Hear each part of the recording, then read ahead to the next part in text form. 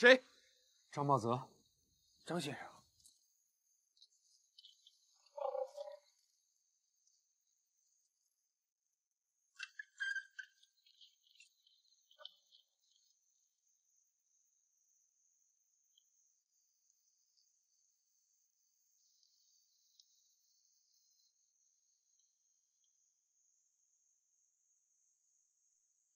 谁？娘娘，是我，茂泽。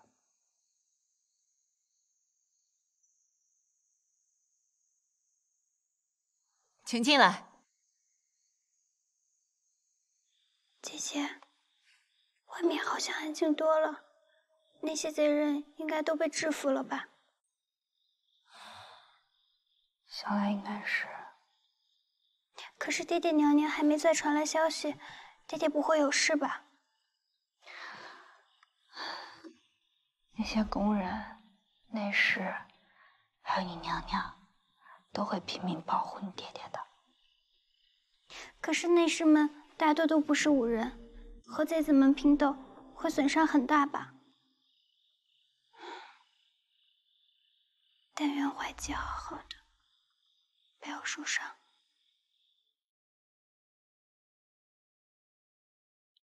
官家，臣听着声响、关火势，贼子应当不多。不过，如今与禁军指挥使还没联系上，外面情形不知。臣想，若不然，臣便出去探看。不可，茂泽，今日你寸步不许离开官家身边。便是最坏打算，这间大殿被贼子占下烧掉，你也要护着官家安全。臣遵旨。 臣方才鲁莽不识大体了。守中，官家，贼人进不来宫门，人数应该不多，可以先遣一些内侍调至殿后与贼人周旋。官家，如今坤宁殿中内侍不过数十人，贼人是金从官，手中有兵杖，如若他们人数众多，恐怕……臣妾也觉得贼人不多。 但是官家在此，不敢丝毫冒险。朕方才仔细思量过了，有10分的把握，不会有大批军士谋反。朕以为，不过个别亡命之徒罢了。再说，有茂泽在朕身边，没人能保其加害。确实该派人前去探看。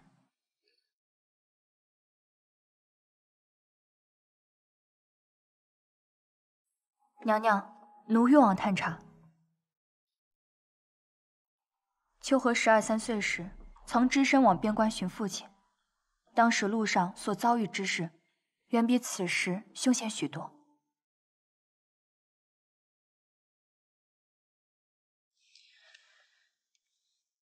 取一把剪刀来。是。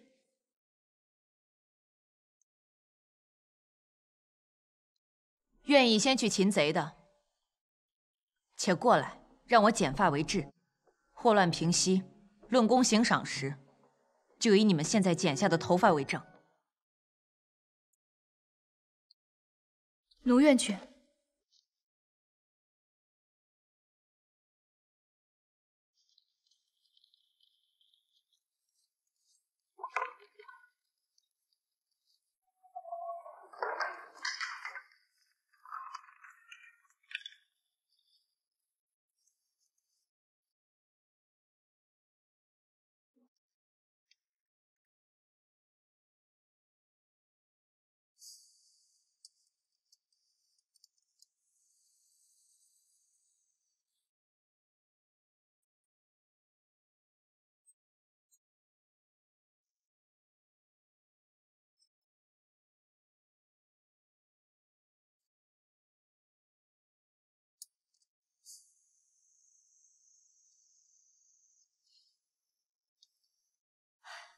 你让我走，我要去找官家，我要陪着他。张娘子，现在外边形势不明，也不知是否真是谋逆，臣不敢让娘子出去。臣也不知道官家在哪。不知是否谋逆，那我更要去。张娘子，张娘子，张娘子，张娘子，你们几个跟着我，快！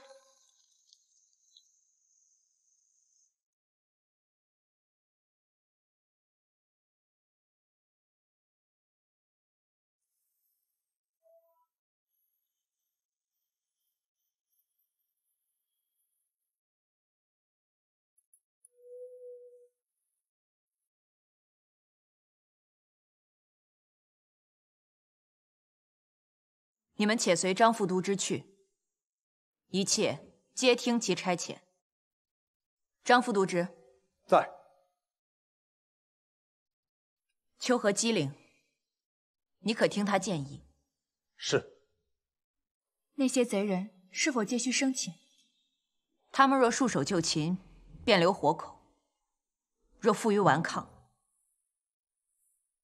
格杀勿论。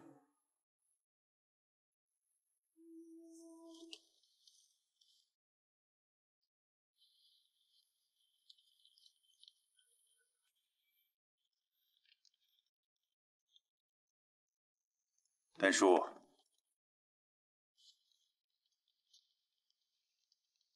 我们斗一回茶吧。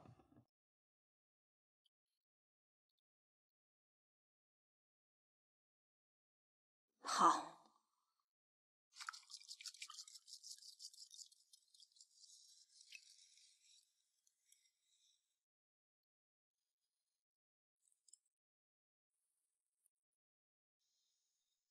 臣妾输了。你心里不静。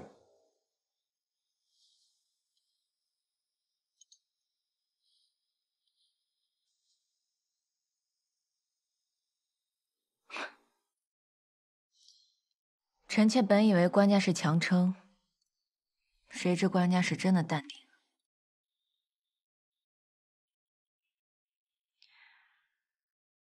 官家是否其实已经得到了确切消息？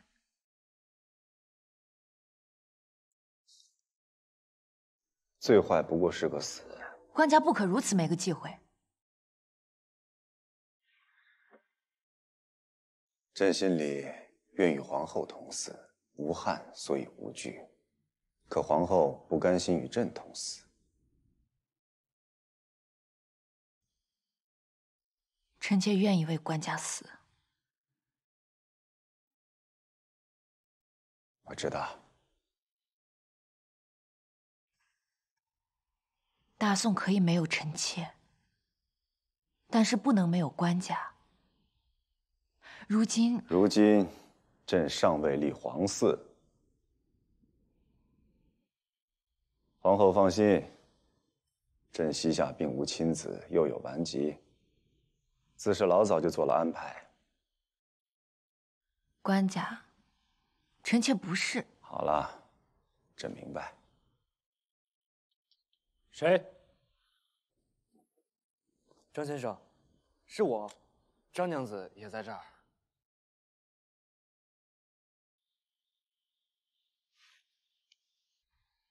请张娘子进来吧。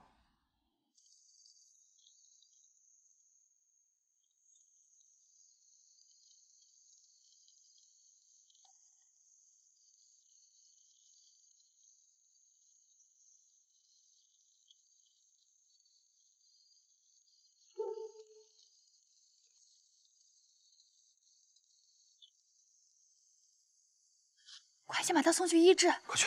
是。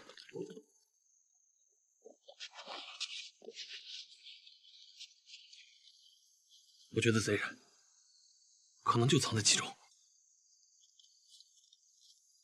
上月福宁殿前山盟彩灯上生硬的爆竹还有没有？有，我这就去取。快！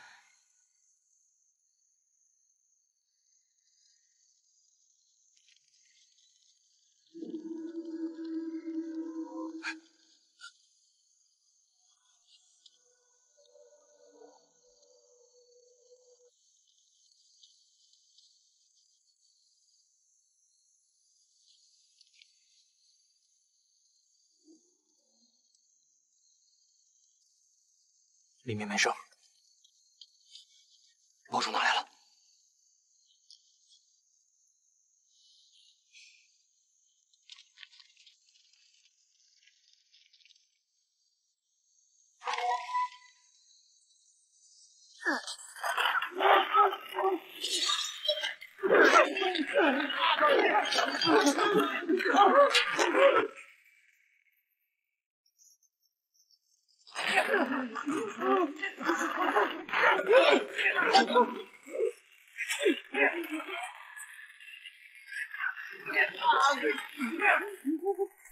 跟他们说，留个户口审问。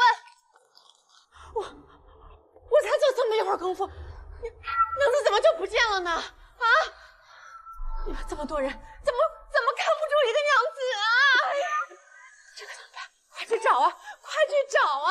小南宫所有内侍都已经出去找了婆婆，我叫你们都去，你们快去啊！快去啊！婆婆，找到了，找到了，娘子在坤宁殿。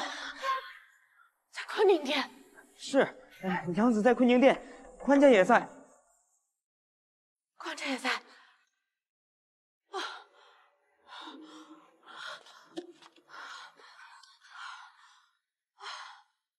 别怕，别怕啊！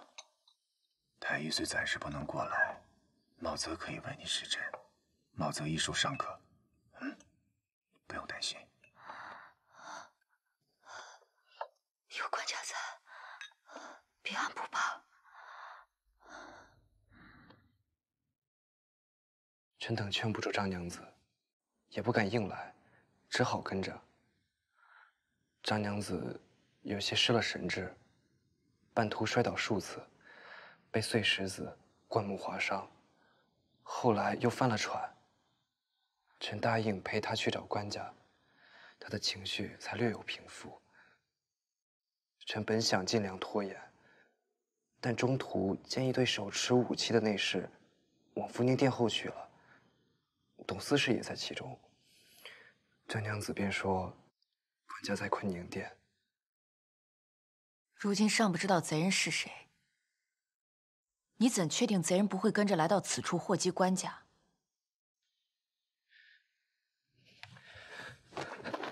臣罪该万死，请娘娘责罚。碧寒，碧寒，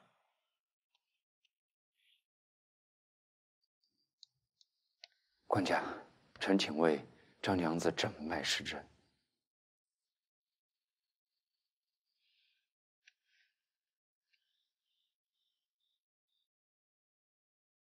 你是官家极欣赏的内侍，想必最知道官家心思。你有功有罪，由官家定夺。娘娘，他们诛杀了贼人，回来了。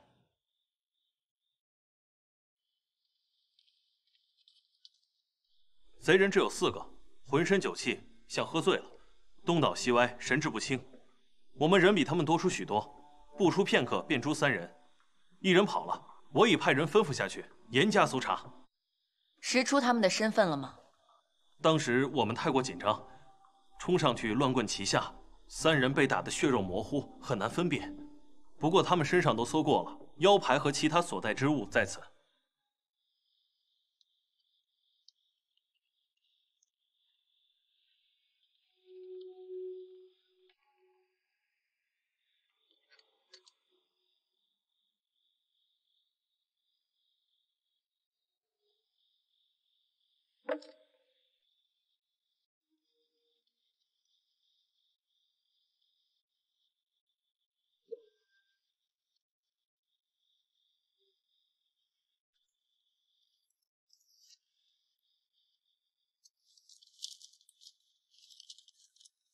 严秀、郭奎、孙立3人被诛，王胜趁乱逃跑。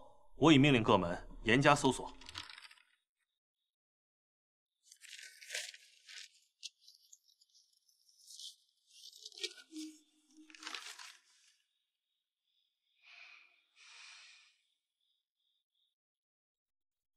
将袁彩玲拖到殿上来。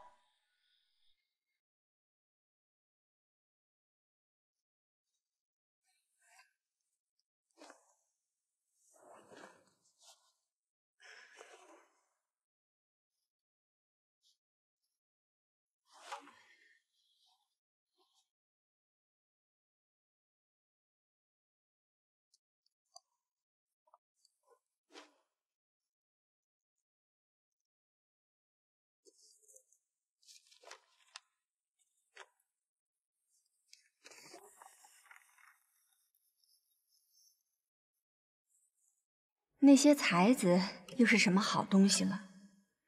不说欧阳修觊觎自家外甥女，有淫词为证，便说那崔白，他画的制香图在民间流传一时，其中一位宫女额外突出，世人皆言她必是画家仰慕之人。那画中女子的小象，她的妆容在东京流传一时，我今日才知，那竟然是皇后身边最得用的内人董秋禾。唉，谁知道是仰慕，还是有着龌龊奸情？娘娘，奴婢不是同谋，我不知道，我什么都不知道。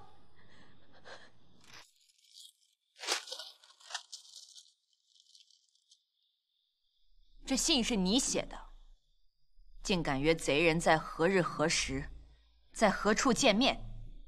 你与他暗通款曲许久了吧？这几个月来，你总是以感染风寒为由，一整天的不见人影。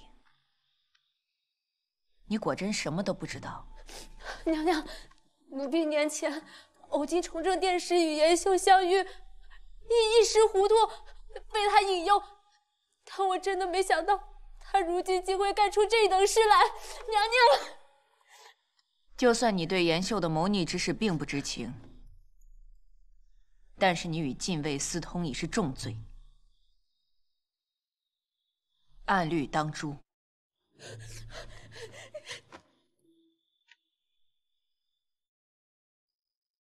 皇后治理后宫，一贯是规矩大过天。对坤宁殿的人，想必约束更严。竟然有在坤宁殿伺候这么多年的宫人私通禁卫，也真是令人啧舌。这里凉，你身子又不好，不在里边好好躺着，出来做什么？快回去。官家，这不是小乱阁，臣妾不想一个人在里面。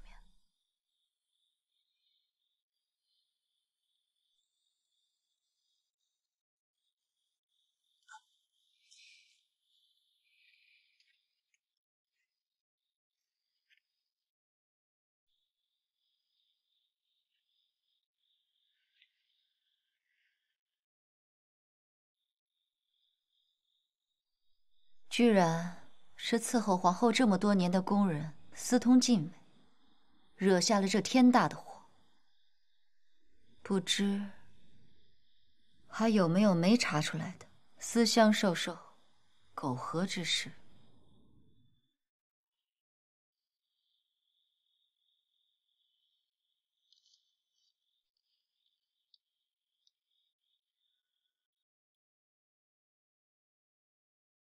官家，吾令各个阁门紧闭，不许外出时，官家没有反对吧？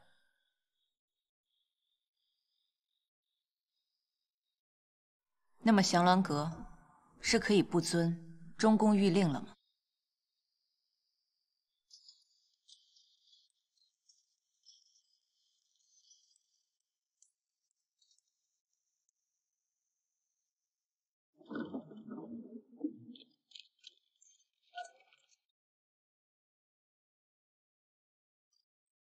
外头怎么样了？说是贼人伏诛了，没事了。全部都伏诛了。说是跑了一人，怎么会跑了一个？这可怎么办？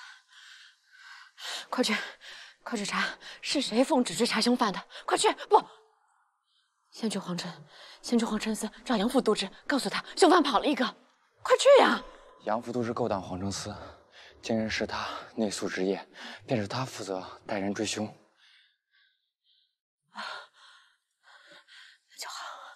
那就好。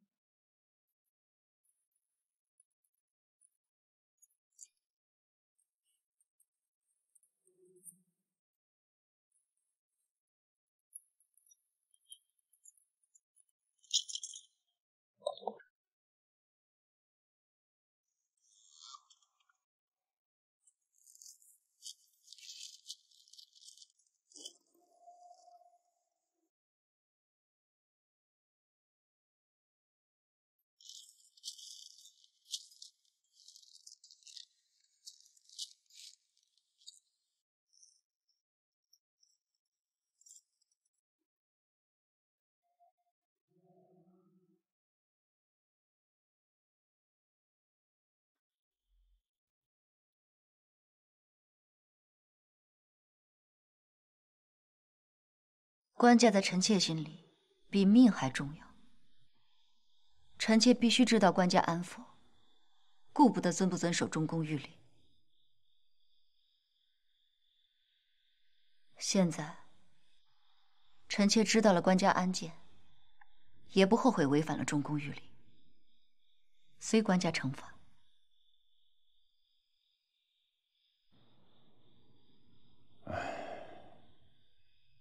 朕想过了，今日朕宿在坤宁殿，若灵儿与严秀合谋谋逆，贼人们早就知道了讯息，不会往福宁殿纵火。再说，他是皇后的近侍，若与严秀一起图谋不轨，机会奇多，断不会如今日这般倾斜。官家英明，灵儿只是一时糊涂，怎会有谋反心思？求官家饶灵儿一命。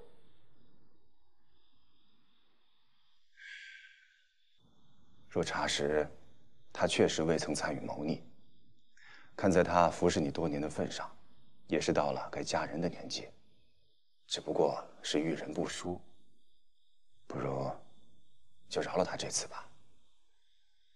官家说的对。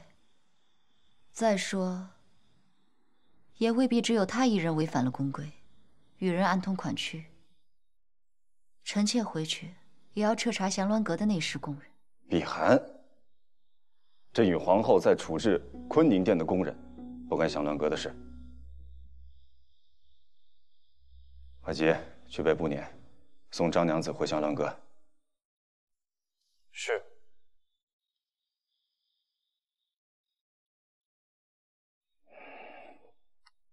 回去好好歇息，我与皇后会亲自安排太医去降鸾阁的。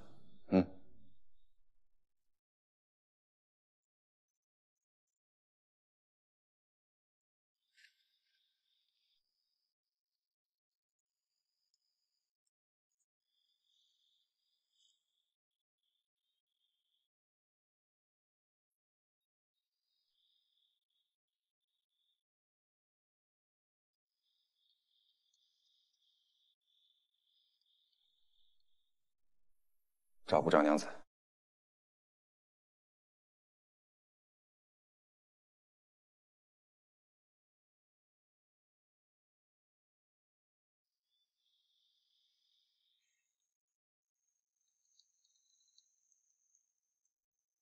怀柔，你干什么去？姐姐，不知爹爹如何了？我想要去看看。娘娘吩咐了，闭阁不出。未有新的口谕传来，我们便只能在此守候。可是，万一爹爹有危险呢？你爹爹有危险，难道你去了就能帮着爹爹与贼寇拼斗？我可以陪着爹爹。娘子，公主。娘子，公主，方才奴去院子里探看，在门下发现了这个信件。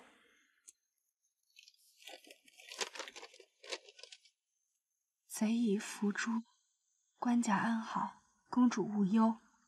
这是真是假？这是真的，这是怀吉的字迹，我绝不会认错。怀吉知道我担心爹爹，便赶紧为我报了个平安。如此便是谢天谢地了。怀吉真是个好孩子，又机灵又贴心。怀吉是最最好的人。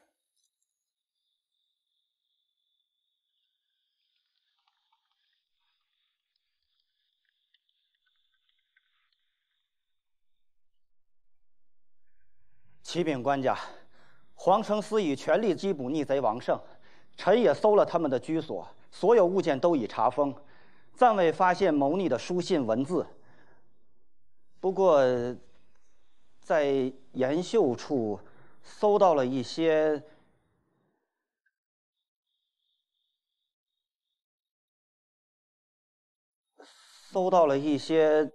坤宁殿的物件，还有信。臣未敢打开。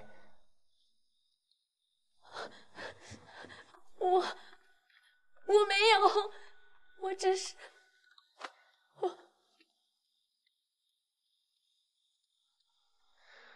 方才朕已经断过了。袁彩玲有私通侍卫之过，无谋逆犯上之心。从延秀处搜出的坤宁殿物事，怕不过就是些女子私物，所通书信，脱不开侠械轻薄言语。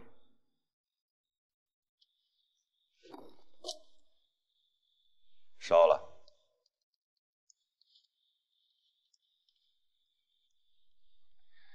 既然皇承司已经查对过，未见谋逆文字，何必将这些私物送来？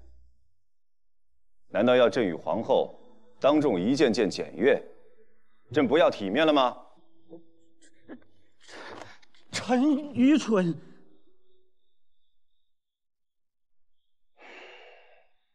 罢了，闹了一整晚，都快到上朝的时候了。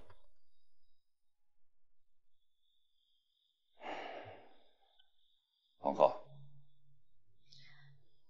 袁彩玲私通禁卫，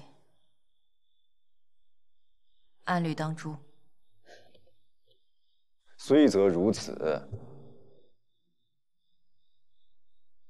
法规终究为人所定，稍作变通即可。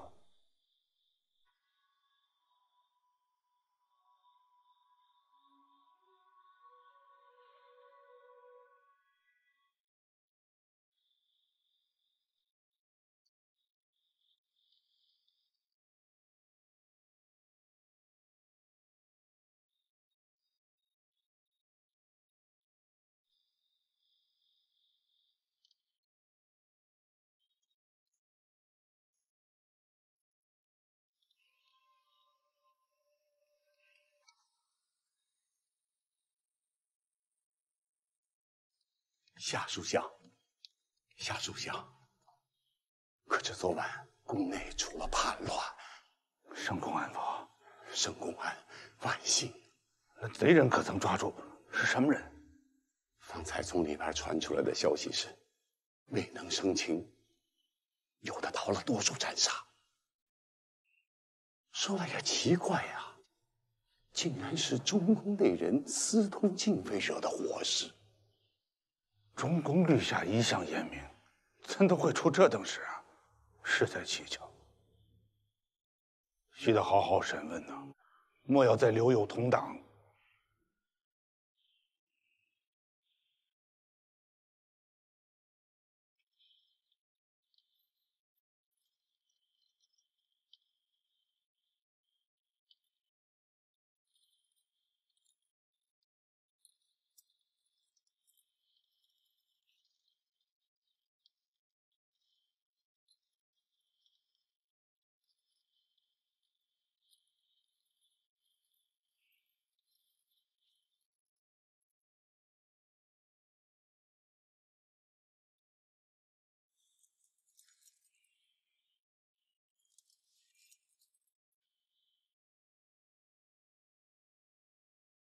内人袁彩玲私通侍卫，秽乱宫禁，按律当诛。望陛下许臣妾依宫规处决袁氏。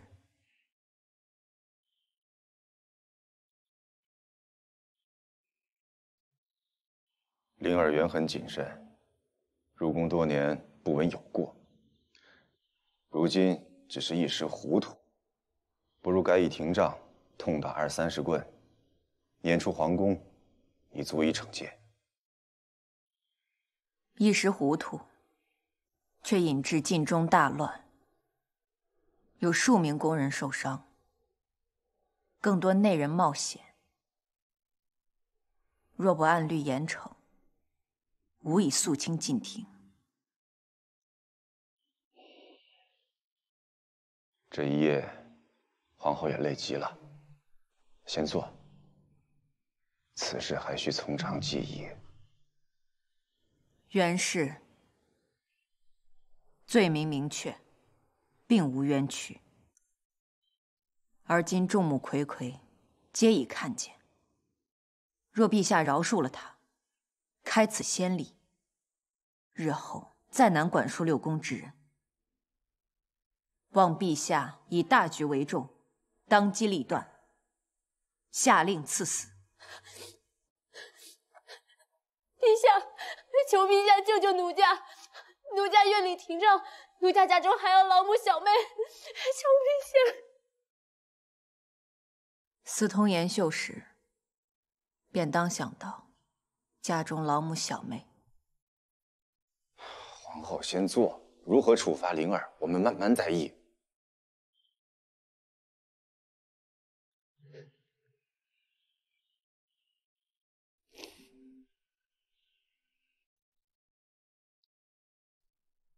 管家，快到垂拱殿议政的时辰了。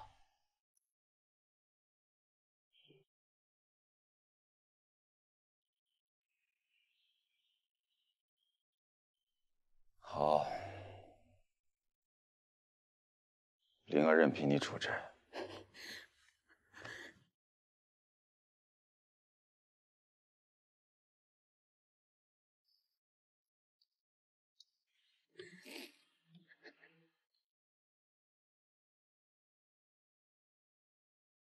你一辈子以规矩为武器与我对峙，曹丹叔，你得到你想要的了吗？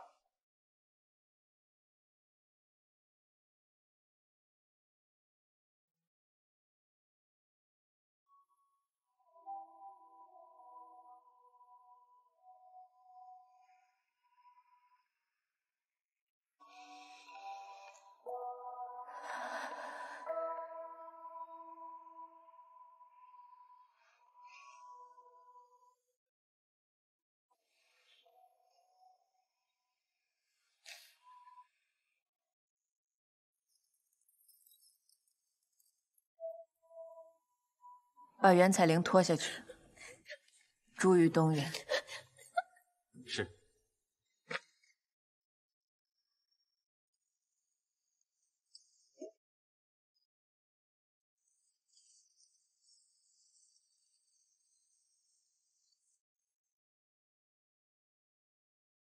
皇城司继续全力缉拿在逃贼人，务必生擒。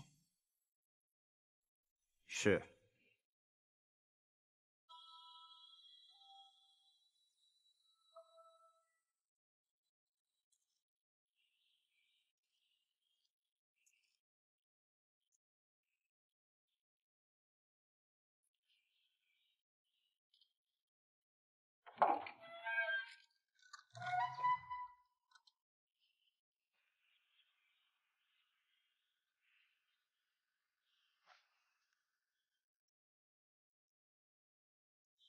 你们下去吧，没我传召，谁都不用进来。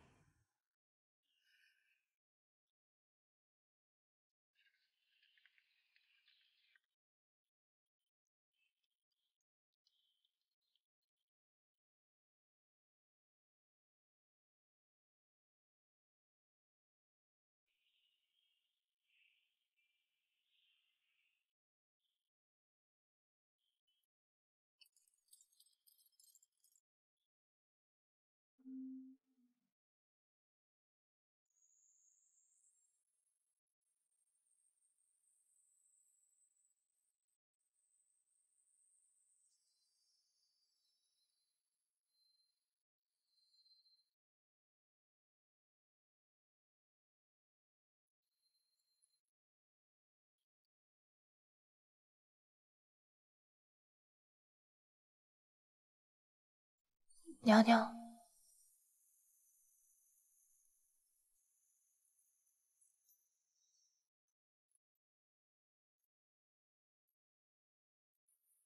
你来做什么？娘娘，该用早膳了。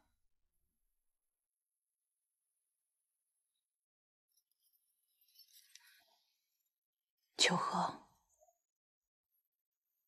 你3日之后便出宫了。这样，我先派你出宫，去采几日香料。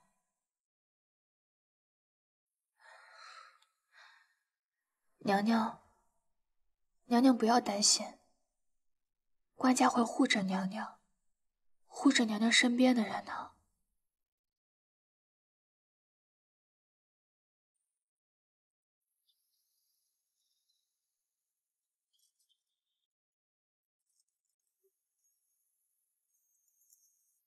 护着我，娘娘。官家一直在护着娘娘。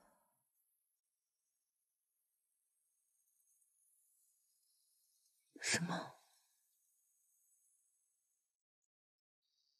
杨副都知在官家面前拿出那个灵儿的包袱，奴心中大惊。当时灵儿已确认与严秀通奸，若有人捏造他参与谋反的伪证，甚至牵扯上娘娘，塞入包袱中，当时怎说得清楚？官家当机立断烧了包袱，显然是护着娘娘。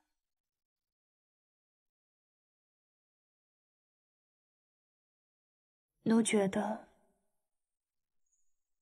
官家后来为灵儿求情，不是糊涂心软，不知会有人想以他为引，屈打成招陷害娘娘，而是有把握掌控此事，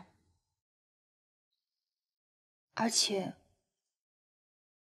官家也知道，其实娘娘会心软，会心疼，他不愿让娘娘被人议论绝情，却自己偷偷难过。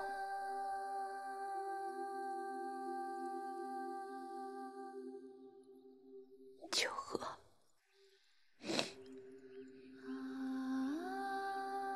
我也不知道，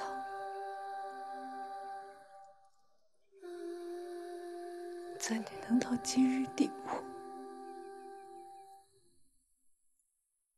我嫁给了最好的，也是我最喜欢的男子，他哪怕不喜欢我，我也一心想着他。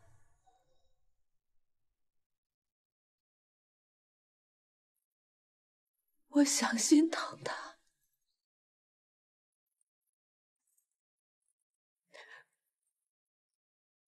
我想帮他，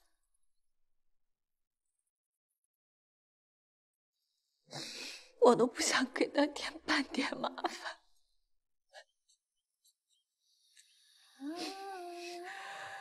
那么，我想我不能成为他心头挚爱，我也可以做他的贤妻。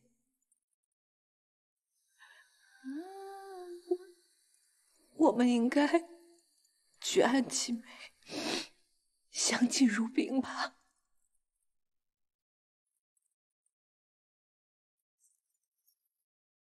为何？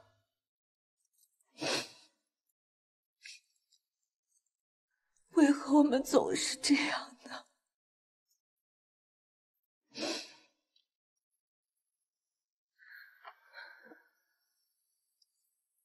秋荷说句愚愤的话，说错了，娘娘便惩罚秋荷，万万别生气。娘娘从不甘心只做官家贤妻，举案齐眉啊。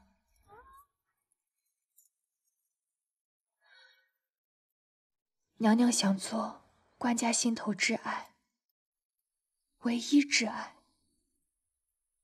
只是娘娘觉得得不到，不可能，更不应该，所以万万不敢让自己承认，更不敢让官家知道。当初三公主薨逝，张美人为给四公主积福，自请降低位分，降风减善，舐犊之情感人心肠，却不幸连丧3女，缠绵病榻至今。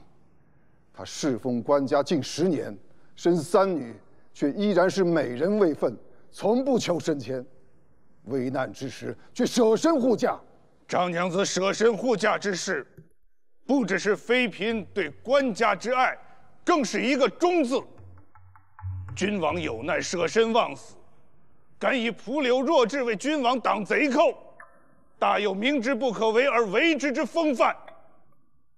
这个忠字，当为万民典范。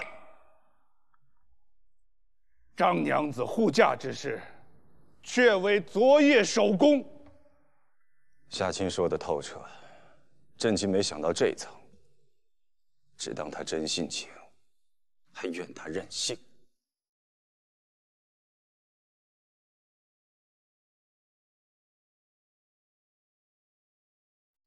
朕昨夜一夜未睡，也是乏极了。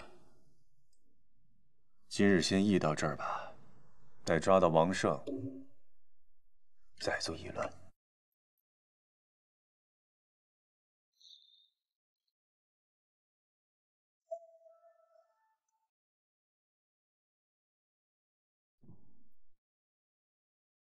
爹爹真的要升张娘子做皇后，废掉娘娘吗？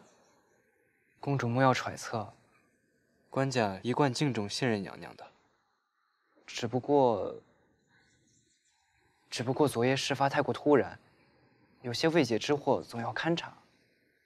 而且，贼人与中宫内人私通的证据确凿，只有一些大臣有怀疑，官家并没有。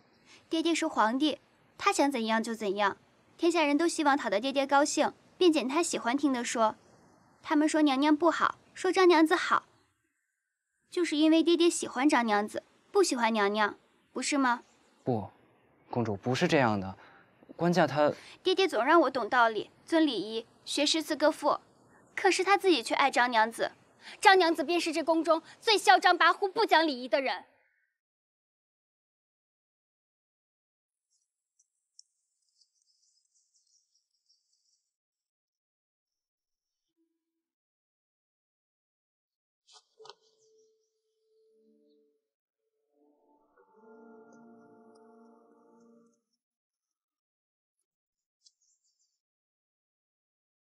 怀姬，我早就说过，除了爹爹娘娘还有姐姐，你是慧柔心中最亲的人。我现在问你一件事，你不许为了爹爹骗我。怀姬从来不骗公主，永远也不会骗公主。好，那我问你，爹爹不选曹哥哥做驸马都尉，是不是早就想让张娘子做皇后，不要娘娘了？臣只知道，官家最爱的就是公主了，所以选的一定是对公主最好的人家。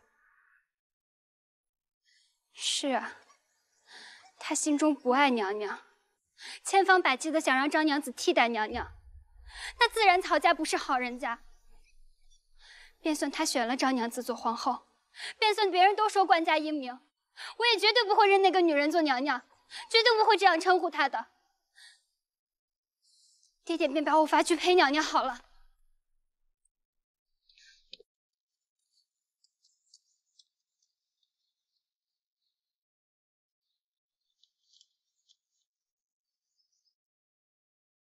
把前几日官家赏的白玉梳子和洗脚簪子拿了，在隔天上我新做的几盒胭脂，几颗广东那边番商进的大珍珠，准备2份礼，一份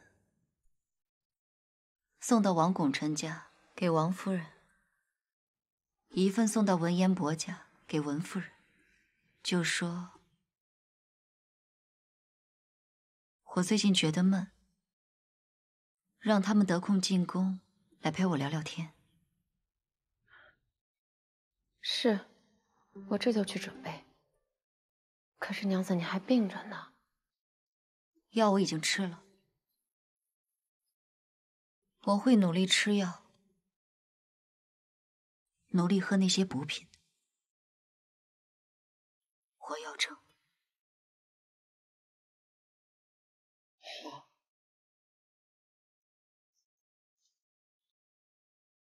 蓝条，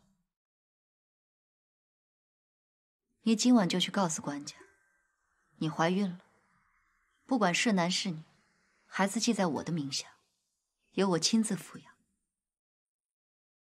我自会去向官家给你求位分，你以后的孩子，我都不过问。不然，袁彩玲是什么下场，你就是什么下场。我虽不是皇后，但这点事儿，我还是做得了主的。娘子，我只是还不确定。别以为我粗心，凡是跟官家有关的事，我一丝一毫都不会粗心的。官家，文学士到了。赐座。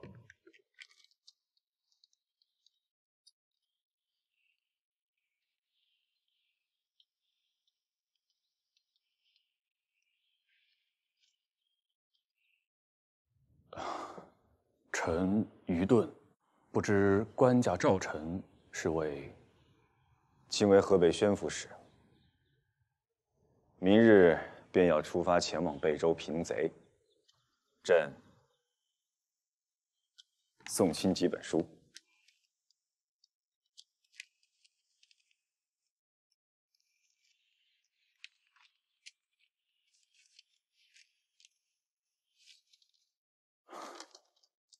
臣实在愚钝，这可与平贼有关。朕便知道，卿定是阅尽了贝州送上来的战报、地方官的奏章，又读兵书，熟战阵，力求尽快破敌平反。不过，请当真了解那位谋反的头领，他是何人物？贼首王泽原是涿州人，逃荒到贝州牧羊。后投宣义军，升为小校，加入弥勒教，借幻术邪说，妖言惑众，联络德州、济州士兵，挑动谋反。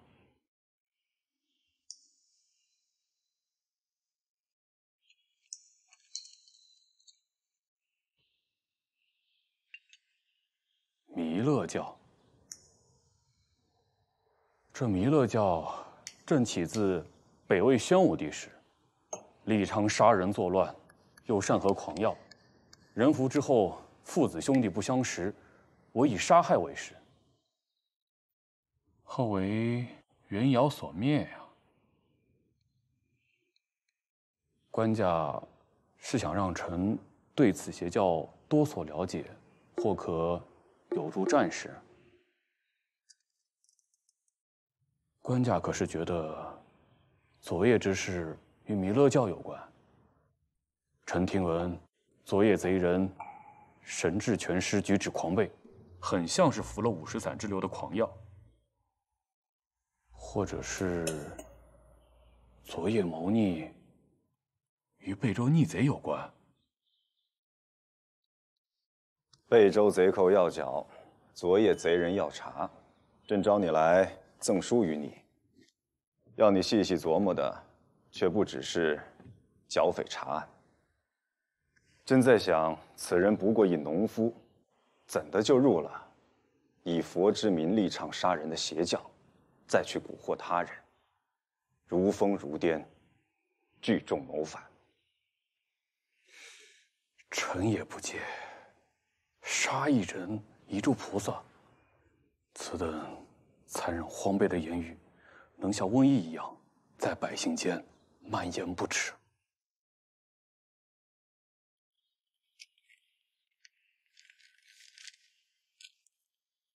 这些你拿去，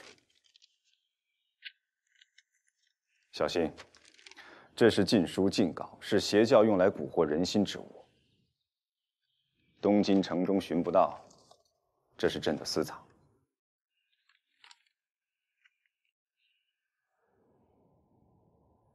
此类妖物自不能让它在民间流传，蛊惑人心。然而，今却须得知悉此教缘起，又是怎样迷惑百姓？只有对症下药，方能根除痼疾，以防再犯呐。官家说的正是，臣愚鲁，只想着平叛贝州之乱，途径叛逆之贼。途径叛逆之贼，可今日被屠之贼，从前又何尝不是大宋子民呢？官家爱民之心至此，臣既感且佩。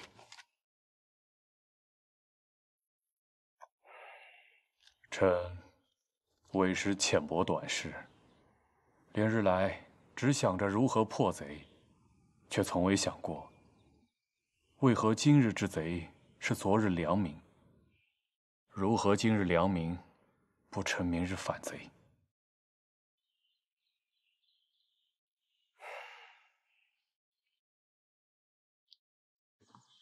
你再过几日便出宫了吧？你这几日万万警惕些，更别与外头人来往。今日上福局，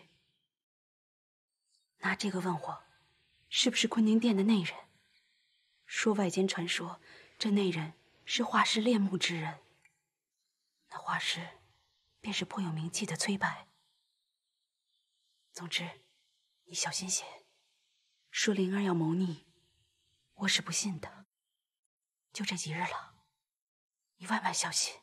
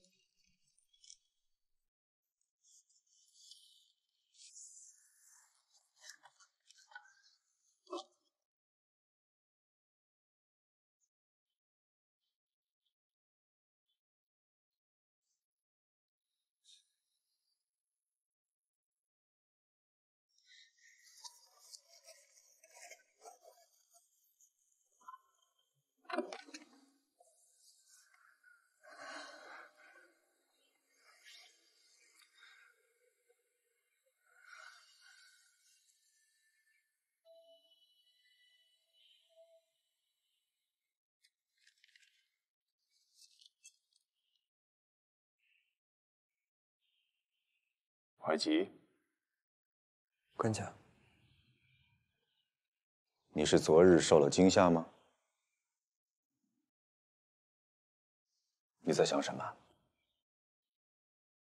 臣有些好奇，方才官家给文学士的那些邪教之物，都是些什么？怎的就能让人迷了心智？你在宫外时候，有没有些装神弄鬼、骗取钱物之人？有的。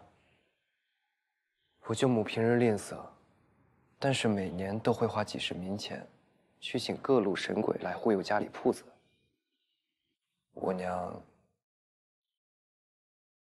她其余的不屑，但是每次有人说请文曲星护佑，来年高中，她钱财也给，说什么也都肯做，还逼我喝过神香的香灰。还有李家婆婆，身子瘫了多年，郎中说是好不了了，她偏信了个邪门道士，说是养鬼。其实所有邪说能惑人心，不过是因为人人心中皆有执念、贪欲和不甘不忿的妄念。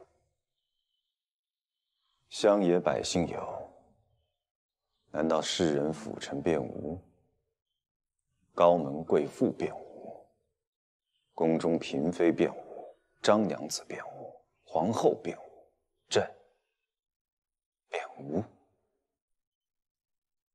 能惑人心的未必只有弥勒教，能惑人心而乱人行止的都是弥勒教。所以官家替灵儿求情。他不过是被祸之人。既然人人都有可能被祸，那他便也不算是罪大恶极。他既未勾结谋反，官家便当他是可怜之人，罪不当诛。阿基，你倒是我如今唯一知己啊。然而皇后自也没错，我不怪她，我从未怪她，只是不甘不忿，亦不懂，为何她原该是我知己，却每每岔道而行。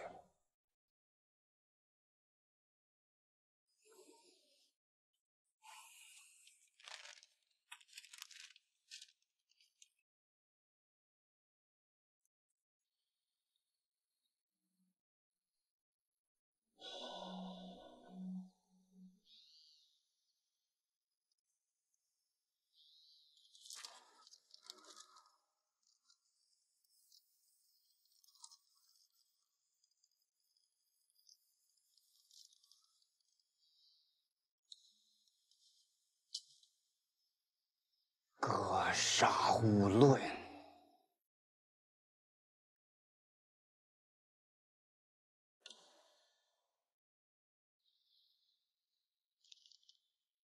娘娘，那王胜死了。昨日皇城司兵卫在内城西北角楼中找到王胜，杨怀敏竟不管娘娘祸贼误杀的旨意，命众兵卫当场将王胜肢解了。哦，如今4名贼人皆已身亡，便无法再追查主谋，最终就指定了尽忠宿卫的皇城司几位主管的罪。而贼发之业，正是杨怀敏内宿之业，本该罪加一等。现如今，杨景宗跟邓宝吉都已被贬放出京，那杨怀敏只被降了官，留在宫中仍充内侍。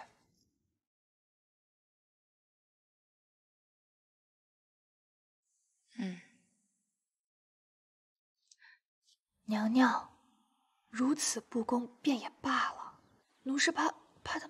你不是说官家自会护着我，那又有什么可怕的？秋荷，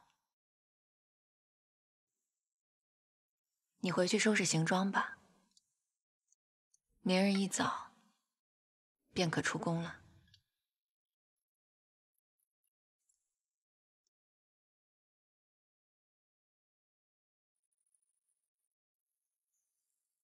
官家，宫变一事，所有大臣的札子，臣都理过一遍了。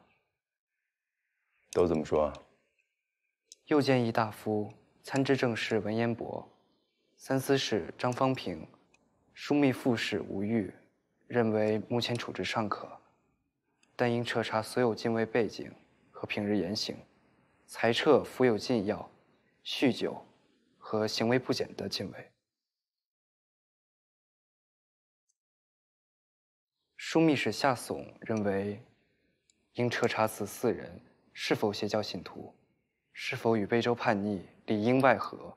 同知谏院王志认为，亦应整肃宫禁，有无其他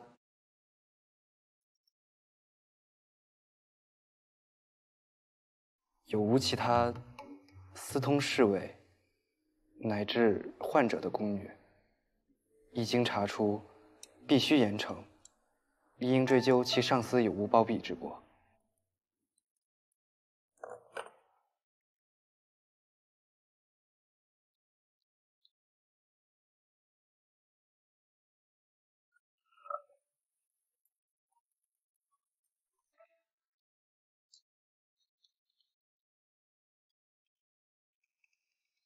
御史中丞于州巡、侍御史知杂事张辩和御史何谈的札子是弹劾杨怀敏的。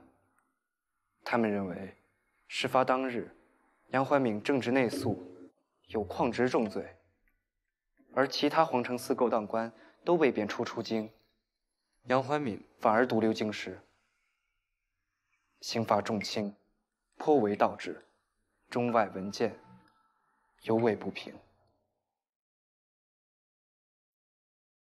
禁卫酗酒服狂药，失了神智，入宫伤人放火惊了圣驾。皇城司的人是该受罚，一共贬出京5人，说来也不冤枉。怎得恰恰是最该罚的杨怀敏罪责最轻，继续留在京中任职？我听说，向官家建议由御史与宦官在宫中看居的是夏所。他和杨怀敏过从甚密，怕是早就提点了他，在审问中该如何作答，避重就轻了。跟张美人走得近的就从宽，其他从严。我听我嫂嫂说了，前御史中丞王拱辰虽然调任三司使了，但负责看居的御史正是他提拔的。他夫人又与张娘子是闺中密友。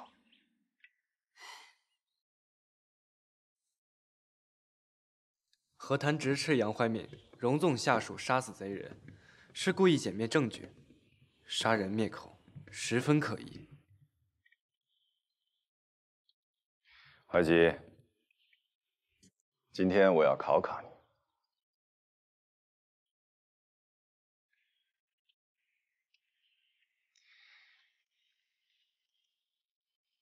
若是彻查，有几个可能的结论，这些结论又会有怎样的结果？不许装傻，朕命你说实话。跟了朕这么久，若无半点见识，那便是朕看错了人；若是因为宫内规矩不说实话，就是欺君。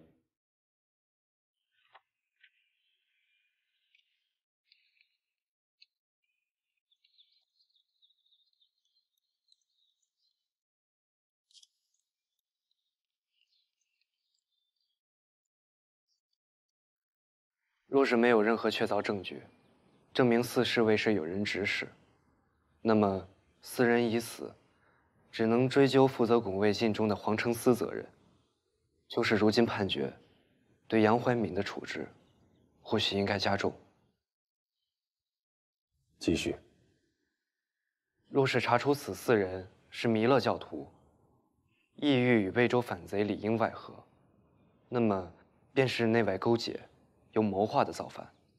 需交由大理寺、御史台审理其上司及当年调他们为崇政殿禁卫的官员，所有与其有联系的官员，都必须彻查，甚至攀扯到宰职也未可知。若是在彻查中真找出一些模棱两可的证据，指向袁彩玲与侍卫谋反有关，而袁氏已被娘娘坚持处死，无法最终认定证据真假，那么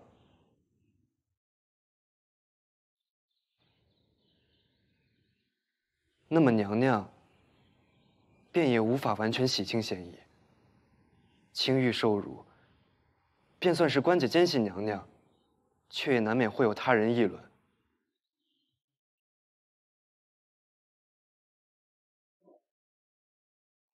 官家，臣斗胆，或许是有人故意陷害呢，这也不是没有可能的。陷害中宫，为什么呢？又会是谁呢？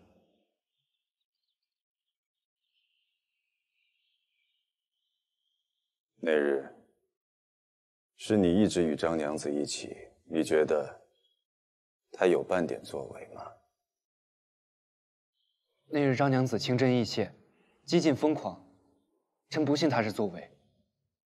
是啊，她嚣张霸道，任性偏执，睚眦必报，唯独从不作为。所以，彻查的可能结果，动荡朝局，牵连宰职，或至中宫，又或者是罪及张娘子，都可能是为了打老鼠而伤玉嫔，甚至是在玉器架上寻蟑螂，蟑螂尚未寻着，却碰碎了架上的玉器。这些是官家不舍得的。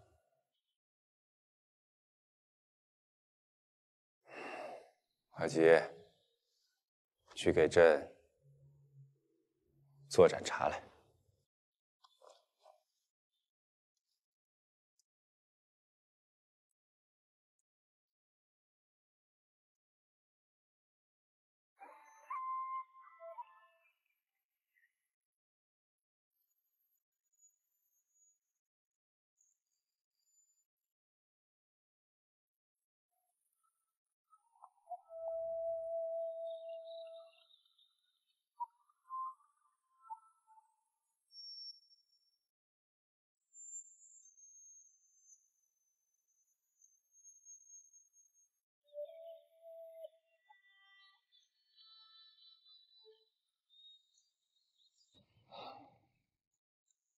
曹哥哥，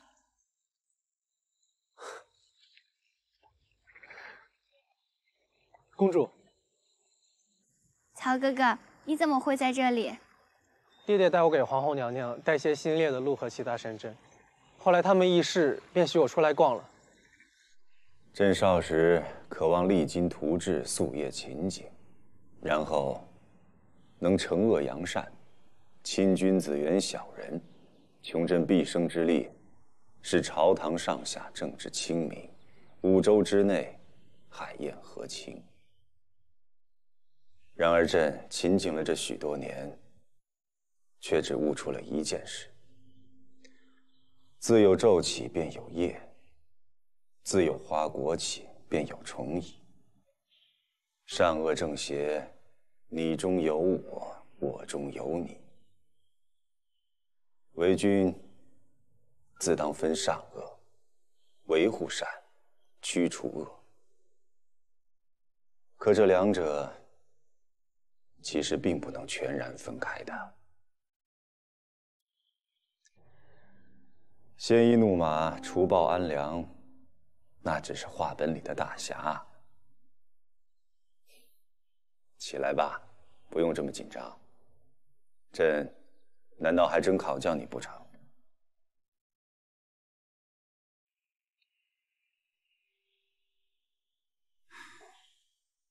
朕只是心中实在憋闷，桩桩件件的事怕人看透，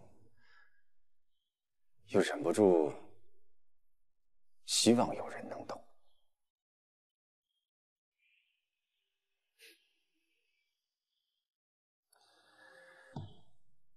原先，朕有心教你，是为了以后醉心来出阁之后，身边有个可靠又聪明谨慎的人，全心全意地护着他，帮他看清楚人和事。可是你看，再周全的谋算，也敌不过天意呀。 花不胜中魂犹香，时光之劫催人老。求得千欢红日好，气绝了。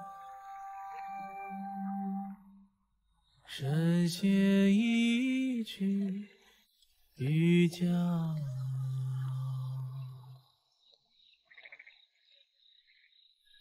雨水悠悠，天遥遥。浮生记得长年少。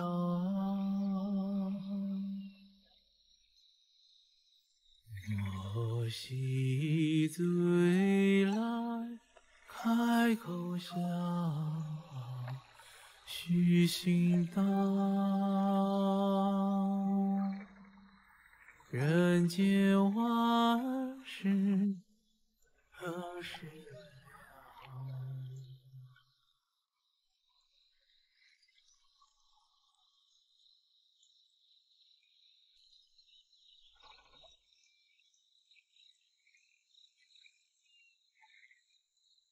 公主，该回去了。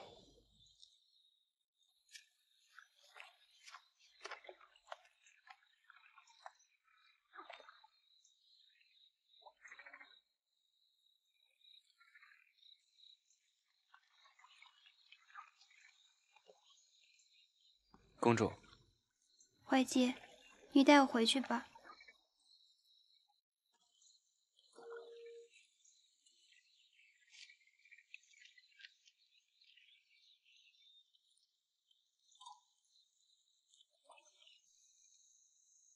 臣早些时候来依凤阁，笑叶儿说公主出去了，大约是去找官家。臣才从福宁殿出来，知道公主不在，便想公主大约是闷了，出去散散心。你来怡凤阁，是爹爹又差你过来，做些这样吃食那样玩意儿吗？是臣来找公主。不是爹爹差遣，是你来找我。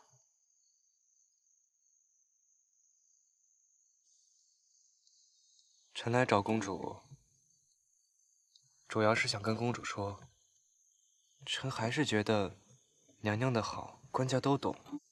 官家从来都是敬重娘娘、信任娘娘的，只是有些旁人不懂罢了。公主万勿因为他人的误会而自己误会了官家。好，我不信别人，我信怀姐。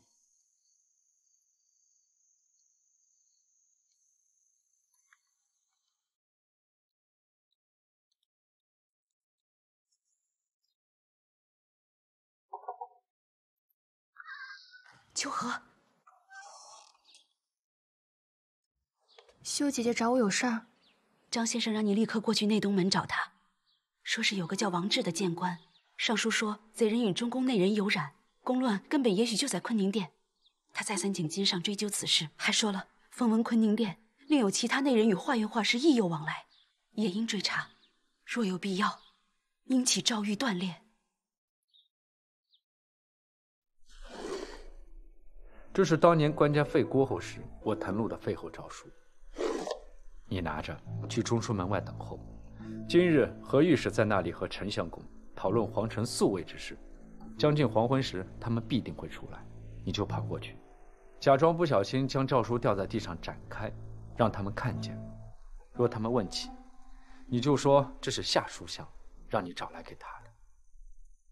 陈之忠一定会维护中宫吗？宰执之臣定不愿后宫动荡，宠妃上位，勾结外臣，纵容其利。那我去中书了。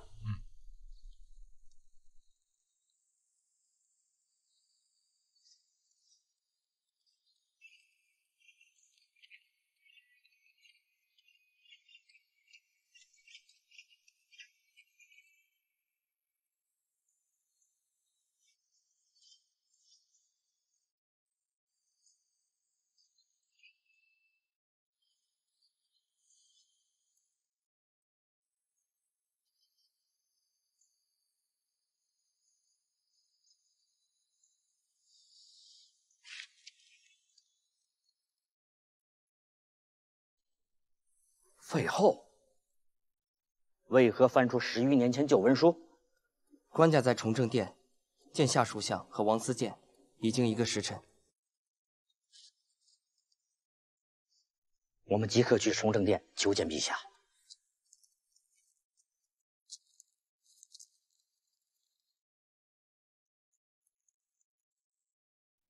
崔白虽只是一介画师，不涉朝政，但据臣所知，他与欧阳修、蔡襄、梅尧臣、苏舜钦都有交往，未必不曾以谈论诗画之名褒贬时政。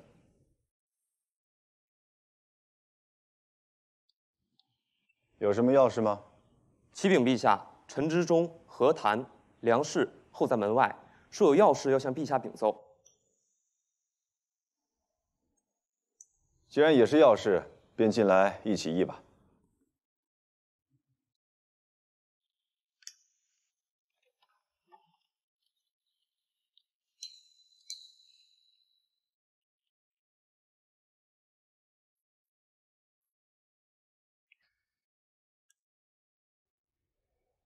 臣听闻，有人欲借后宫之事，因以私通宫女牵连皇后。臣以为此论是为搅乱后宫，继而影响朝堂，其心险恶，论罪当诛。请问何思建，宫变要不要查清？如今最明确的证据是贼人之一和皇后贴身宫女有私情。虽然这宫女被皇后当场处死，难道便不继续追查吗？若皇后殿中还有其他宫女私通外臣呢？宫变当然要彻查，然而臣却以为首先要查的是宫变之夜当值内臣杨怀民，他负责当日宿卫，竟没有丝毫察觉，让贼人入宫闱，放火行凶，之后又违背务必生擒的谕令，将唯一人证当场诛杀。难道此人不是宫变最大的疑犯吗？臣恳请官家严办杨怀敏失职，严查杨怀敏有无私通贼人之实。臣恳请官家严查所有与已故通奸宫女袁彩玲过从甚密之人。众卿忧心宫禁安危，欲严查细究，都是一片忠心。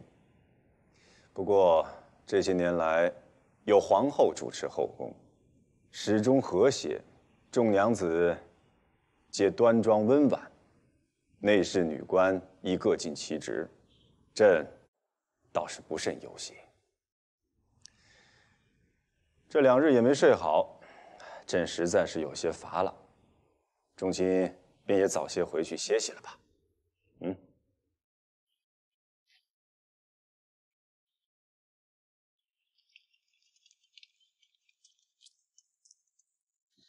官家，怎么，皇后有事啊？官家多年前曾许诺奴，可以向官家提一个要求，只要不违背大宋律例、内宫规矩，便定可满足奴。官家可还记得？朕记得。秋荷大胆，向官家讨这个承诺。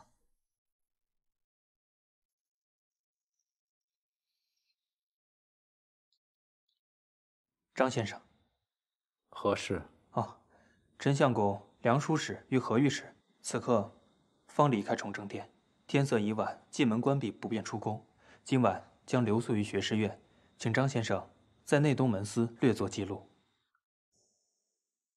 他们去学士院需所愿吗？不必，他们只是在学士院住宿，并不草诏。